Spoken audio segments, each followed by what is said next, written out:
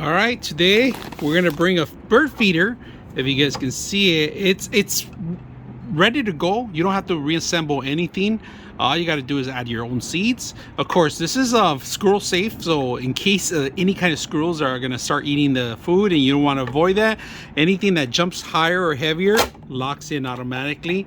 And if you guys can see it, this is how you open it up too. There's a little mechanism, but anything drops that's heavier, it will drop and automatically close. So we're gonna put this to a test and give some bird food, get some seeds to some birds. So let's go ahead and do that. All right, we snapped the whole tops. All right, the two tops snapped, and it extended so you can actually feel more, and they can start eating here. If you guys can see it, put more attracting here, and all these birds are gonna come in here. Watch, you'll see all sorts of birds. We'll check it out.